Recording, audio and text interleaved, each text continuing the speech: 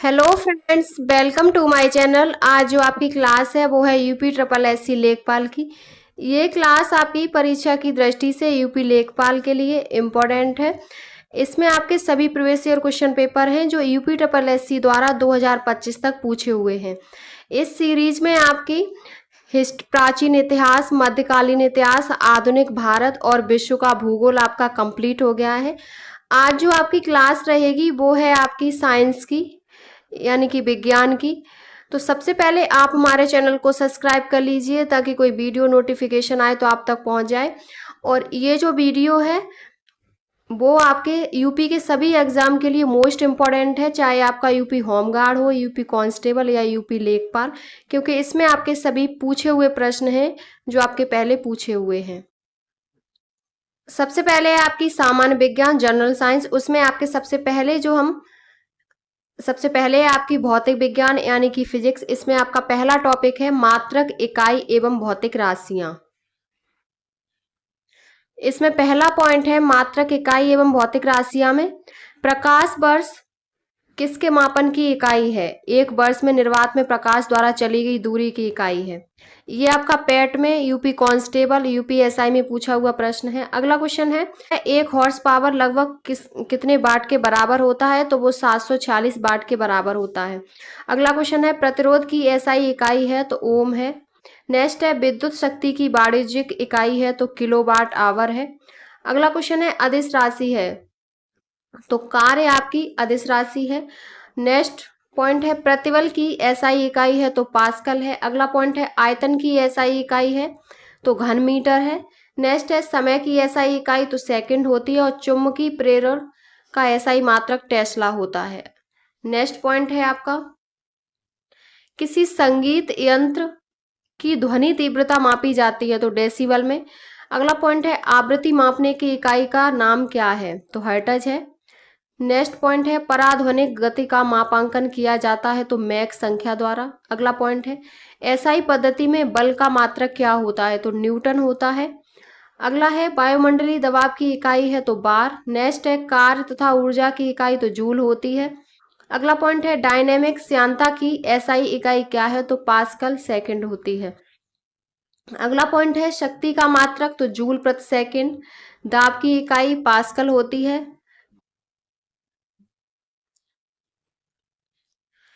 Next है बिजली के करंट का ऐसा यूनिट है तो एम्पियर। अगला पॉइंट है माप इकाइयों की सीजीएस प्रणाली की परिभाषा है तो सेंटीमीटर ग्राम सेकंड। सीजीएस को सेंटीमीटर ग्राम सेकंड कहते हैं। अगला पॉइंट है एक वोल्ट बराबर होता है तो एक जूल प्रति कूलम। अगला पॉइंट है कार्य, गतिज ऊर्जा तथा स्थितिज ऊर्जा कैसी राशियां हैं? तो ये अदिश राशियां हैं। संवेग ये आपका सदिश राशि होता है। अगला पॉइंट है तरंग दैर्घ्य की इकाई है तो मीटर। और नेक्स्ट है वह उपकरण जिसे परिपथ में हमेशा श्रेणी क्रम में जोड़ा जाता है और इसके माध्यम से परिपथ के विद्युत प्रवाह को मापा जाता है, उसे क्या कहते हैं? तो उसे अमीटर कहते हैं। अगला पॉइंट है शक्ति की भौतिक मात्रा की विमा क्या है? तो एम की एल की पावर 2 और टी की पावर -3 होती है। नेक्स्ट पॉइंट है भोजन ऊर्जा को मापने की यूनिट का नाम क्या है? तो कैलोरी है। अगला है समान भौतिक मात्रा की इकाइयों का प्रतिनिधित्व करता है तो जूल एवं कैलोरी। अगला पॉइंट है रिगेलमैन स्केल का प्रयोग के घनत्व में मापन होता है तो धुआं। अगला पॉइंट है तेल का एक बैरल लगभग कितना होता है? तो 159 लीटर होता है एक बैरल बराबर। अगला पॉइंट है चंद्रमा की सतह से एक चट्टान को पृथ्वी पर लाया जाता है तब इसका भार बदल जाएगा परंतु द्रव्यमान नहीं बदलेगा। अगला पॉइंट है सदिश राशि है तो विस्थापन, संवेग ये आपकी सदिश राशियां होती हैं।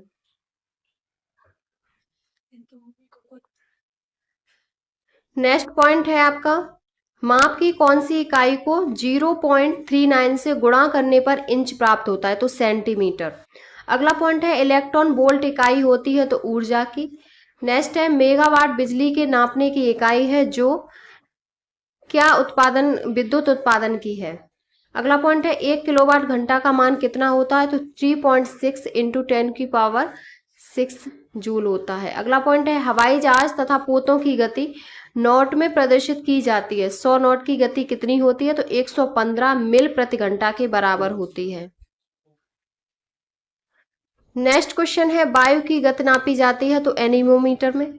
दूरी की इकाई नहीं है तो वर्ग मील, इसमें आपके ऑप्शन दिए होंगे कौन सी है या नहीं पूछता है तो वो वर्ग मील। अगला पॉइंट है वेक्टर परिमाण है तो बल का 1 नैनोमीटर में तुल्य होता है तो 10⁻⁹ मीटर होता है। अगला है सही सुमेलन, मात्रा एक तरफ है एसआई मात्रक, तो दाब का एसआई मात्रक पास्कल होता है। लेंस की क्षमता डायोमीटर में मापी जाती है। ऊष्मा की जूल और रेडियो एक्टिव पदार्थ की सक्रियता बैकुरल में मापी जाती है। अगला है आपका, एक तरफ भौतिक राशि है दूसरी तरफ एसआई इकाई है, तो दाब की पास्कल, शक्ति या बल का न्यूटन, तापक्रम का केल्विन और ऊर्जा की जूल होती है। अगला पॉइंट है यंत्र का नाम और राशियां जो ये नापते हैं। एनीमोमीटर वायुगति, एमीटर विद्युत धारा, टेकोमीटर घूर्णन की गति और पायरोमीटर उच्च ताप के लिए मापी जाती है। अगला है आपका राशि और इकाई, उच्च वेग मैक, तरंग दैर्घ्य एंगस्ट्रॉम, दाब पास्कल, ऊर्जा जूल। नेक्स्ट है त्वरण, तो त्वरण की होती है मीटर प्रति सेकंड स्क्वायर, बल की न्यूटन, कृतकार की जूल और आवेग की न्यूटन सेकंड। अगली है आपकी क्यूसेक, क्यूसेक की द्रव प्रवाह की दर मापी जाती है। बाइट से कंप्यूटर की। रिक्टर भूकंप की तीव्रता मापी जाती है और बार से दाब। अगले हैं आपके तरंग दैर्घ्य, तरंग दैर्घ्य एंगस्ट्रॉम में, ऊर्जा जूल में, ध्वनि की तीव्रता डेसिबल और आवृत्ति हर्ट्ज में मापी जाती है। अगली है आपकी इकाई और प्राचल, तो वॉट शक्ति, नॉट समुद्री जहाज की गति, नॉटिकल मील नौ संचालन की दूरी और कैलोरी ऊष्मा। अब है आपके विभिन्न मापक यंत्र, जिसमें पहला है पिक्नोमीटर। पिक्नोमीटर किस में यूज किया जाता है, तो द्रवों का घनत्व मापने के लिए पिक्नोमीटर का यूज करते हैं। अगला पॉइंट है वायुमंडल में आर्द्रता को मापने के लिए उपयोग किया जाता है, तो हाइग्रोमीटर। अगला पॉइंट है दूध का घनत्व मापने के लिए प्रयुक्त इकाई है, तो लैक्टोमीटर। रेडियो धर्मता मापी जाती है, तो गीगर मूलर काउंटर के द्वारा। अगला पॉइंट है फेथोमीटर, फेथोमीटर हम सागर की गहराई को मापने के लिए इस्तेमाल करते हैं इसका। अगला पॉइंट है टर्मिनल डॉपलर वेदर रडार प्रयुक्त किया जाता है, तो रडार जो टर्मिनल डॉपलर वेदर रडार है, वेदर मीन्स मौसम, तो खराब मौसम में हवाई जहाजों को उतारने में प्रयुक्त किया जाता है।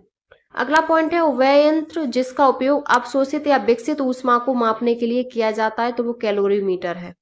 अगला पॉइंट है वर्षा को मापने के लिए किस उपकरण का उपयोग किया जाता है, जिसमें वर्षा के पानी को इकट्ठा करने के लिए शीर्ष पर एक फनल के साथ मापने का सिलेंडर होता है, तो वो रेन गेज द्वारा मापा जाता है। अगला पॉइंट है बीएमआई की गणना के लिए सूत्र है, तो वजन यानी कि किलोग्राम में और लंबाई स्क्वायर और मीटर स्क्वायर में। अगला पॉइंट है अन्वेषण के दौरान झूठ पकड़ने के लिए किसका प्रयोग किया जाता है, तो झूठ पकड़ने के लिए हम नार्को टेस्ट करते हैं या ब्रेन मैपिंग टेस्ट या पॉलीग्राफ टेस्ट।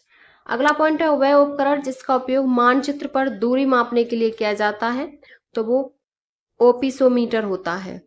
नेक्स्ट क्वेश्चन है वायुदाब को नापने वाला उपकरण है, तो बैरोमीटर। अगला पॉइंट है अति सूक्ष्म समय अंतराल यानी कि नैनो सेकंड से कम यथार्थ नापे जाते हैं, तो परमाणु घड़ी द्वारा। अगला पॉइंट है पायरोमीटर कहा जाता है, तो विकिरण तापमापी को। नेक्स्ट है पायरहेलियोमीटर का प्रयोग किया जाता है, तो पायरहेलियोमीटर का प्रयोग किया जाता है तो सोलर रेडिएशन को नापने के लिए किया जाता है। अगला पॉइंट है अत्यधिक उच्च ताप को मापने में प्रयोग किया जाता है, तो पायरोमीटर का। अगला पॉइंट है वह थर्मामीटर जो 2000 डिग्री सेल्सियस मापने हेतु उपयुक्त हो, वह पूर्ण विकिरण पायरोमीटर होता है। नेक्स्ट पॉइंट है सोनार अधिकांशतः प्रयोग में लाया जाता है, तो नौ संचालकों द्वारा। नेक्स्ट पॉइंट है भूकंप की तीव्रता का मापन किया जाता है, तो सीस्मोग्राफ के द्वारा। अगला है कलाई घड़ियों में, प्रदर्शन युक्तियों में एवं पॉकेट कैलकुलेटरों में प्रयुक्त होते हैं, तो द्रव क्रिस्टल। अगला पॉइंट है रक्त दाब मापने के यंत्र का क्या नाम है, तो इसका नाम है स्फेग्नोमैनोमीटर, रक्त दाब मापने का यंत्र है। अगला पॉइंट है डॉक्टरों द्वारा प्रयुक्त होने वाला स्टेथोस्कोप जिस सिद्धांत पर कार्य करता है, वह कौन सा सिद्धांत है, तो ये ध्वनि तरंगों के परावर्तन पर। अगला पॉइंट है ऑक्सेनोमीटर का प्रयोग किया जाता है, तो पौधों की वृद्धि दर मापने में। अगला है पारे का साधारणतः तापमापी यंत्रों में उपयोग किया जाता है, क्योंकि इसकी विशेषता है तो उच्च क्वथनांक। अगला पॉइंट है वस्तु की ऊंचाई नापने के लिए प्रयुक्त होता है, तो एक सेक्सटेंट होता है। अगला पॉइंट है प्रकाश की तीव्रता मापने के लिए जिस उपकरण का प्रयोग किया जाता है उसे क्या कहते हैं, लक्स मीटर। अगला पॉइंट है समुद्र की गहराई मापी जाती है तो फैदम में। नेक्स्ट है झूठ का पता लगाने में पॉलीग्राफ जब सवालों के उत्तर दिए जाते हैं तो यह माप करता है कि मस्तिष्क की सक्रियता एवं हृदय गति की दर को। अगला पॉइंट है डॉक्टर के स्टेथोस्कोप में ध्वनि बढ़ जाती है, इसका उदाहरण है, इसका कारण है तो ध्वनि का परावर्तन।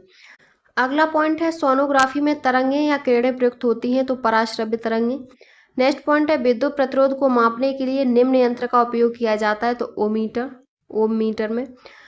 अगला पॉइंट है एक तरफ है उपकरण यंत्र और दूसरी तरफ है मापन की राशि तो अमीटर विद्युत धारा मापने के लिए, हाइग्रोमीटर सापेक्ष आर्द्रता मापने के लिए, बैरोमीटर दाब मापने के लिए और स्प्रिंग तुला भार।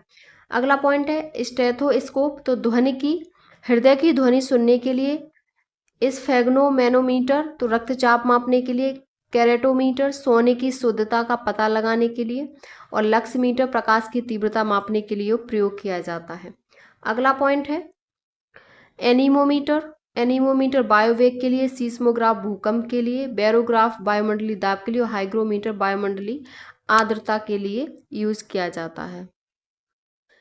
नेक्स्ट टॉपिक है यांत्रिकी एवं गुरुत्व के अधीन गति। इसमें पहला पॉइंट है ढालू सड़क पर पत्थर लुढ़काना ऊर्ध्व यानी कि ऊपर की ओर उठाने से अधिक आसान होता है। तो ये क्या है, तो पत्थर को लुढ़काने में किया गया कार्य इसे उठाने की अपेक्षा कम होता है। अगला पॉइंट है नदी का बहता हुआ जल, ये किस प्रकार की ऊर्जा का संवहन करता है, तो गतिज ऊर्जा का। अगला पॉइंट है जेट इंजन किसके आधार पर काम करता है, तो रैखिक संवेग संरक्षण के आधार पर काम करता है। अगला पॉइंट है विसर्पी घर्षण होता है तो सीमित घर्षण से थोड़ा कम। नेक्स्ट है एक साधारण लोलक की समय सीमा निर्भर करती है तो लोलक की लंबाई पर। अगला पॉइंट है गति जो कुछ समय के बाद खुद को दोहराती है उसे क्या कहा जाता है, उसे आवधिक गति कहा जाता है। अगला पॉइंट है स्थिर गति से दौड़ रही एक रेलगाड़ी में बैठा यात्री लंबवत ऊपर की दिशा में गेंद फेंकता है, वह गेंद गिरेगी तो वह यात्री के हाथों में गिरेगी। अगला पॉइंट है अप्रयुक्त किताब 2 वर्ष के लिए शेल्फ पर बनी रही जब तक उसे हटाया नहीं गया, तो यह न्यूटन के कौन से गति का नियम है, तो ये न्यूटन के गति के प्रथम नियम का उदाहरण है। अगला पॉइंट है मैं दीवार पर मारने के लिए गेंद फेंकता हूँ, वह वापस मेरे पास आ जाते हैं, यह कौन सा उदाहरण है, तो न्यूटन के गति के तृतीय नियम का यानी कि क्रिया प्रतिक्रिया का नियम। अगला पॉइंट है वह वेग जिससे उपग्रह पृथ्वी की गुरुत्वीय शक्ति से बाहर निकल जाए उसे क्या कहते हैं, उसे पलायन वेग कहते हैं। अगला पॉइंट है एक सितार में ध्वनि तरंगें उत्पन्न होती हैं तो अप्रगामी एवं अनुप्रस्थ प्रकार की तरंगें उत्पन्न होती हैं। नेक्स्ट पॉइंट है प्रत्येक क्रिया के लिए एक समान और विपरीत प्रतिक्रिया होती है, यह नियम दिया था तो न्यूटन ने। अगला पॉइंट है लिफ्ट में किसी पिंड का आभासी भार उसके वास्तविक भार से अधिक होता है, यह लिफ्ट है तो यह ऊपर की ओर त्वरित होती है। अगला पॉइंट है एक भारहीन रबड़ के गुब्बारे में 200 ग्राम जल भरा हो जाता है, जल में इसका भार होगा तो 0 होगा। अगला पॉइंट है जब किसी पिंड को चंद्रमा से पृथ्वी पर स्थानांतरित किया जाता है तो पृथ्वी पर उसका भार बढ़ जाता है तथा मात्रा अपरिवर्तित रहती है। अगला पॉइंट है जब किसी वस्तु को पृथ्वी से चंद्रमा पर ले जाया जाता है तो उसका भार कैसा होता है, तो घट जाता है। अगला पॉइंट है वस्तु की मात्रा बदलने पर अपरिवर्तित रहेगा तो घनत्व। नेक्स्ट पॉइंट है यदि 100 ग्राम चीनी को आधा लीटर पानी में मिलाकर एक असंतृप्त चीनी का घोल तैयार किया जाए तो वह भौतिक राशि जो नहीं बदलेगी, तो आयतन नहीं बदलेगा। अगला पॉइंट है लोलक घड़ियां गर्मियों में सुस्त हो जाती हैं क्योंकि उनकी लंबाई बढ़ जाती है जिससे इकाई दोलन में लगा हुआ समय बढ़ जाता है। अगला पॉइंट है जब कुएं से पानी की बाल्टी को ऊपर खींचते हैं तो हमें महसूस होता है कि बाल्टी पानी की सतह से ऊपर भारी हो गई है। अगला पॉइंट है पीसा की झुकी हुई मीनार गिर नहीं जाती क्योंकि गुरुत्वाकर्षण केंद्र से जाने वाली ऊर्ध्वाधर लाइन तल के अंदर रहती है। अगला पॉइंट है सामान्य गति से जा रहे हवाई जहाज से यदि एक बम नीचे गिराया जाता है तो वह बम के नीचे पहुंचने तक हवाई जहाज की स्थिति क्या होगी, तो बम के ठीक ऊपर। ये सब आपके यूपीपीसीएस प्री में पूछे हुए प्रश्न हैं। अगला पॉइंट है प्रेशर कुकर के अंदर का उच्चतम ताप निर्भर करेगा तो ऊपर के छेद का क्षेत्रफल व उस पर रखे गए वजन पर। नेक्स्ट पॉइंट है हवाई जहाज से यात्रा करते समय पेन से स्याही निकलने लगती है तो वायुमंडल में कमी के कारण। अगला पॉइंट है रॉकेट कार्य करता है तो रॉकेट संवेग संरक्षण के सिद्धांत पर कार्य करता है। अगला पॉइंट है, यदि पृथ्वी का गुरुत्वाकर्षण बल अचानक लुप्त हो जाता है तो परिणाम होगा। तो परिणाम वस्तु का भार शून्य हो जाएगा परंतु द्रव्यमान वही रहेगा। अगला पॉइंट है, यदि पृथ्वी और सूर्य की दूरी जो है उनके स्थान पर दुगनी हो जाती है तो सूर्य द्वारा पृथ्वी पर गुरुत्वाकर्षण बल जो पड़ता है वह होता है, तो वह जितना है उसका चौथा भाग होता है। अगला पॉइंट है, किसी वस्तु का भार तो ध्रुवों पर अधिकतम होता है। अगला पॉइंट है, लोहे की गेंद जिसका पृथ्वी पर भार 10 किलोग्राम है, इसका अंतरिक्ष में भार क्या होगा? तो अंतरिक्ष में शून्य होगा। अगला पॉइंट है, मानव शरीर का भार अधिकतम होता है तो ध्रुवों पर। नेक्स्ट है, वायुमंडलीय दाब का अचानक गिरना इंगित करता है तो तूफान को।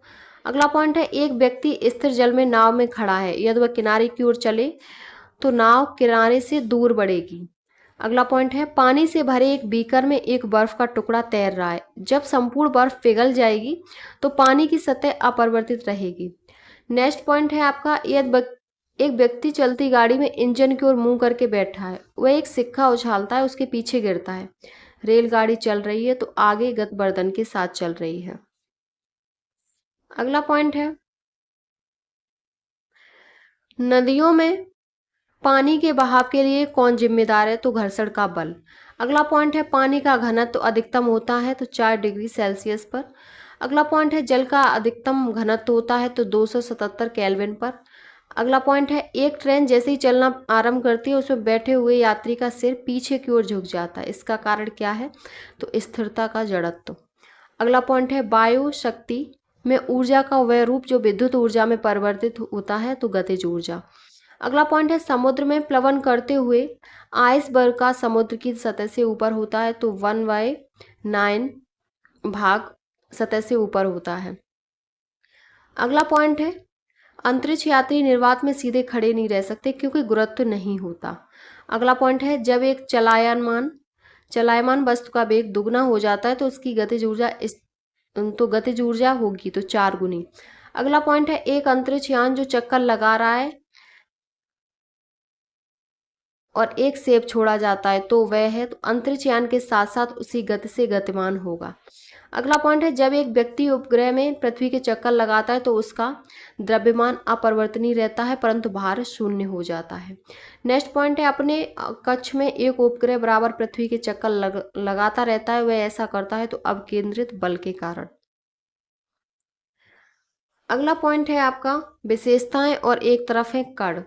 उसमें पहला है शून्य द्रव्यमान जो न्यूट्रिनो, भिन्नात्मक चार्ज क्वार्क, भिन्नात्मक स्पिन पेसिट्रॉन, इंटीग्रल स्पिन तो बोसॉन। अगला आपका टॉपिक है स्थूल पदार्थों के गुण। पहला है वह धातु जो सबसे अधिक तन्य है तो वो सोना होती है। अगला पॉइंट है जल स्थानांतरण के सिद्धांत की खोज किसने की? तो आर्किमिडीज ने की थी। अगला पॉइंट है लोहे की एक छोटी गोली पानी में डूब जाती है जबकि जहाज पानी में तैरता है। यह सिद्धांत किस वैज्ञानिक के सिद्धांत पर आधारित है? तो ये आर्किमिडीज के सिद्धांत पर आधारित है। अगला पॉइंट है कणों की तरंगें प्रकृति स्थापित की तो डी ब्रॉगली ने। ध्वनि की तीव्रता की इकाई क्या है? तो डेसिबल है। नेक्स्ट टॉपिक है ऊष्मा एवं ऊष्मा गतिकी। इसमें पहला पॉइंट है तारों का रंग निर्भर करता है तो उसके तापमान पर। अगला पॉइंट है वह ऊष्मा अंतरण विधि जिससे पृथ्वी को सूरज से प्राप्त होती है तो वो विकिरण। अगला पॉइंट है अन्य परंपरागत तरीकों की तुलना में प्रेशर कुकर में खाना बनाने का काम तेजी से होता है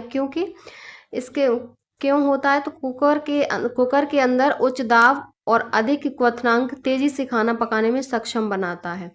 अगला पॉइंट है शुद्ध जल का अधिकतम घनत्व कितने तापक्रम पर होता है? तो 4 डिग्री सेल्सियस पर। अगला पॉइंट है जब जल जमता है तब इसका घनत्व घटता है।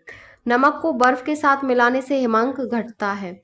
अगला पॉइंट है सबसे कम तापमान जिस पर कोई पदार्थ आग पकड़ता है उसे क्या कहा जाता है? तो उसे प्रज्वलन तापमान कहा जाता है। अगला पॉइंट है वह धातु जो ताप का अच्छा सुचालक है परंतु बिजली का बुरा है तो वो अभ्रक है। अगला पॉइंट है दो कांच के गिलास एक दूसरे से एक के अंदर दूसरा चिपक जाते हैं, उन्हें अलग किया जा सकता है तो बाहरी गिलास को गर्म पानी में डालकर। अगला पॉइंट है बर्फ की गुप्त ऊष्मा है तो 80 कैलोरी। अगला पॉइंट है जिस तापमान पर वायु में जल वाष्प संघनित होता शुरू कर देगा उसे कहा जाता है, उसे ओसांक कहा जाता है। नेक्स्ट पॉइंट है वह प्रक्रिया जिसके द्वारा वायु में जल वाष्प जल की बूंदों में परिवर्तित होती है कहलाती है तो संघनन। ये सब आपके यूपीएसआई, यूपी कांस्टेबल या यूपी डबल एससी की किसी भी परीक्षा में पूछे हुए प्रश्न हैं। अगला पॉइंट है बाष्पीकरण के फलस्वरूप होता है तो शीतलन। नेक्स्ट है वायुमंडल के ऊर्ध्वतापन की प्रक्रिया को कहा जाता है तो संवहन। ठोस पदार्थों में ऊष्मांतरण की प्रक्रिया को जाना जाता है तो चालन के रूप में। अगला पॉइंट है नैदानिक थर्मामीटर द्वारा मापा जाने वाला मानव शरीर का औसत सामान्य तापमान कितना होता है तो 37 डिग्री सेल्सियस। अगला पॉइंट है फारेनहाइट में जल का क्वथनांक कितना होता है तो 212 डिग्री फारेनहाइट। अगला पॉइंट है बाष्पीकरण की दर के घटने पर बढ़ती है तो आर्द्रता बढ़ती है बाष्पीकरण की अगर दर घटती है। अगला पॉइंट है लघुपथन के समय परिपथ में विद्युत धारा का मान तो अधिक बहुत अधिक बढ़ जाता है। अगला पॉइंट है ऊष्मा इंजनों में से कार्बोरेटर का प्रयोग किया जाता है तो पेट्रोल इंजन में। और नेक्स्ट है विद्युत चुम्बकीय विकिरणों के ऊर्जा का अवरोही क्रम। सबसे पहले गामा, फिर एक्सरे, अल्ट्रावायलेट, दृश्य, इंफ्रारेड, माइक्रोवेव, रेडियो तरंगें। अगला पॉइंट है जब सीले बिस्कुटों को थोड़ी देर के लिए फ्रिज में अंदर रखा जाता है तो वे कुरकुरे हो जाते हैं क्योंकि फ्रिज के अंदर आर्द्रता कम होती है और इसीलिए अतिरिक्त नमी अवशोषित हो जाती है। अगला पॉइंट है गीले कपड़े सबसे जल्दी सूख जाते हैं क्योंकि 20% आर्द्रता और 60 डिग्री सेल्सियस तापक्रम पर। अगला पॉइंट है रेफ्रिजरेटर में खाद्य पदार्थ ताज़ा रखने हेतु सुरक्षित तापमान है तो 4 डिग्री सेल्सियस। अगला पॉइंट है गर्मियों में सफ़ेद कपड़े पहनना ज़्यादा आरामदेह है क्योंकि वे अपने ऊपर पड़ने वाली सारी ऊष्मा को परिवर्तित कर देते हैं। अगला पॉइंट है शीतकाल में जब झील की ऊपरी सतह का पानी बर्फ में बदल जाता है फिर भी जलीय जंतु जीवित रहते हैं क्योंकि पानी का घनत्व 4 डिग्री से 4 डिग्री सेल्सियस पर सबसे अधिक होता है जिससे बर्फ की ऊपरी सतह के नीचे रहकर पानी तरल अवस्था में रहता है। अगला पॉइंट है यह जल का तापमान 9 डिग्री सेल्सियस से गिराकर 3 डिग्री सेल्सियस कर दिया जाता है तो जल का आयतन पहले घटेगा और बाद में बढ़ेगा।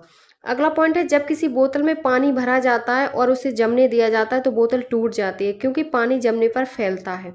नेक्स्ट पॉइंट है मनुष्य आर्द्रता व गर्मी से परेशानी अनुभव करता है। इसका कारण है पसीना आर्द्रता के कारण वाष्पित नहीं होता। अगले हैं आपके प्रमुख वैज्ञानिक आविष्कार। पहला पॉइंट है एक्सरे का आविष्कार किया गया था तो विलियम के रोएंटजेन के द्वारा। अगला पॉइंट है वह पहली मिसाइल जिसे भारत में विकसित किया गया तो पृथ्वी। अगला पॉइंट है भारी जल की खोज किसने की तो यूरे ने। डायनामाइट का आविष्कार किसने किया तो अल्फ्रेड नोबेल ने। अगला पॉइंट है डायनेमो की खोज की थी तो माइकल फेराडे ने। ट्रांसफार्मर की खोज किसने की तो माइकल फेराडे ने। और वह वैज्ञानिक जिसने इलेक्ट्रोलिसिस के नियम दिए तो M Faraday, Michael Faraday. Hydrogen bomb का आविष्कार किया तो एडवर्ड टेलर ने। इलेक्ट्रॉन की खोज का श्रेय जाता है तो जे थॉमसन को। अगला पॉइंट है प्रोटॉन की खोज की थी तो यूजीज गोल्डस्टीन ने। न्यूट्रॉन की खोज की तो जेम्स चैडविक ने। और भारी पानी आमतौर पर उद्योगों द्वारा उपयोग किया जाता है तो परमाणु ऊर्जा उत्पादन संयंत्र उद्योगों पर उपयोग किया जाता है। ये आपकी आज की क्लास कंप्लीट हो गई जिसमें आपके भौतिक विज्ञान की ये क्लास आपकी यूपी लेखपाल के लिए यूपी में होने वाली सभी परीक्षाओं के लिए मोस्ट इम्पॉर्टेंट है। इसमें आपके सभी प्रीवियस ईयर क्वेश्चन पेपर हैं। अगर आपको हमारी वीडियो पसंद आई हो तो प्लीज़ चैनल को like, subscribe, share and comment करें।